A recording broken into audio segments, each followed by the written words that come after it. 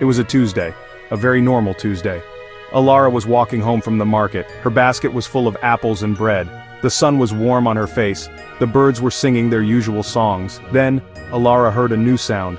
It was a tiny sound, a peep, peep, peep. It was small and sad. She stopped walking. She looked around. Where was that sound coming from? It was a sound that made her heart feel a little bit wobbly, like a jelly on a plate. It was a sound that needed help. She followed the peeping sound. It led her to a big oak tree, and there at the bottom of the tree was the source of the noise. It was a tiny duckling. It was all alone. It was covered in soft yellow fuzz, like a dandelion puff. Its beak was small and its eyes were like tiny black beads. It shivered a little even though the sun was warm. There was no mother duck. There were no other ducklings. Just this one small, lonely ball of fluff, peeping its heart out to the big, wide world. Alara looked up and down the street. She waited. Maybe the mother duck would come back. Maybe she was just around the corner, fetching a tasty worm for her baby. Alara waited for a long time. The sun started to sink lower in the sky. The shadows of the trees grew long on the grass, but no mother duck came. The little duckling just kept peeping, its tiny voice getting weaker. Alara knew she could not just leave it there. It was too small and too alone. The world was too big for such a tiny creature. Her heart made a decision before her head did. She knelt down slowly. She did not want to scare the little thing. "Hello there," she whispered. Her voice was soft. The duckling stopped peeping. It looked up at her with its shiny black eyes. It seemed to be listening. Alara gently scooped the duckling into her hands. It was so light. It felt like holding a warm, fuzzy cloud. The duckling snuggled into her palm and made a soft, sleepy peep. And in that moment, Alara knew she had a new friend. Bringing a duckling home was one thing. Knowing what to do with it was another thing altogether. Alara had never taken care of a duck before. She had a cat once, but a cat was not a duck. A duck was a bird with webbed feet. Alara looked at the tiny creature in her hands. It looked back at her. "Well," she said to the duckling, "we will have to figure this out together." The first thing it needed was a home. A safe place. A cozy place. Something small, just for a small duckling. Alara found an old shoebox. It seemed just the right size. She tore up an old soft t-shirt and made a little nest inside the box. It looked very comfortable. She placed the duckling gently into its new bed. The duckling wiggled around, then snuggled down into the soft fabric. It closed its eyes and let out a happy little sigh. Alara smiled. That was one problem solved. But then came the next problem. A big problem. What does a baby duckling eat?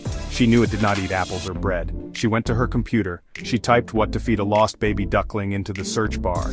She read many websites. Some said mashed peas. Some said special duckling food from a store. Alara did not have any special duckling food, but she did have a can of peas in her cupboard. She opened the can, took out a few peas, and mashed them with a fork until they were a soft green mush. It did not look very tasty to her, but she was not a duck.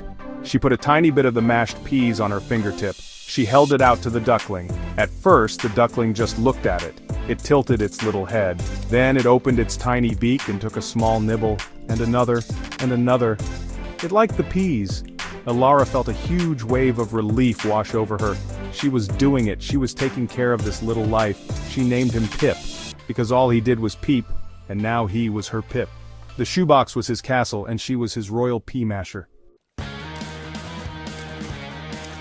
Pip grew bigger every day. His yellow fuzz started to get little white feathers. His peeping sound turned into a small, happy quack. He was not a tiny, shivering thing anymore. He was a brave explorer. Alara's apartment became his whole world. He followed her everywhere, from the kitchen to the living room, from the living room to the bedroom. His little webbed feet made a funny slap, slap, slap sound on the wooden floor. It was the new soundtrack of Alara's life, a happy slapping sound. One of the biggest challenges was bath time. Ducks need water. They love water. But Alara's apartment did not have a pond, so she filled the bathtub with a little bit of warm water. The first time she put Pip in, he was confused. He just stood there, looking at his reflection. Then he dipped his beak in. He splashed a little. Suddenly, he understood. This was fun. He started flapping his tiny wings, sending water everywhere. Alara laughed so hard she had to sit on the floor. Her bathroom was a mess, but Pip was the happiest duck in the world. Their mornings were the best part of the day. Alara would make pancakes for herself, and she would make a tiny pancake for Pip. A pancake with no sugar or salt, of course. She would chop it into very small pieces. Pip would stand by her feet, quacking with excitement. He would eat his tiny pancake pieces right out of her hand. It was their special routine. A pancake breakfast for a lady and her duck. It felt perfectly normal. It felt perfectly right. Their friendship was built on these small, shared moments. Alara learned so much from Pip. She learned to find joy in simple things like a splash in the tub or a sunny spot on the floor. She learned that friendship can come in the most unexpected shapes and sizes. Pip taught her patience. He taught her that sometimes, the biggest love can fit inside the smallest, feathered body. He would fall asleep on her lap while she read a book, his little head tucked under his wing. In those quiet moments, Alara knew her life was better, and much fuller, because of a lost little duckling she found under an oak tree. Time went on. The seasons changed. Pip was not a duckling anymore. He was a handsome young duck.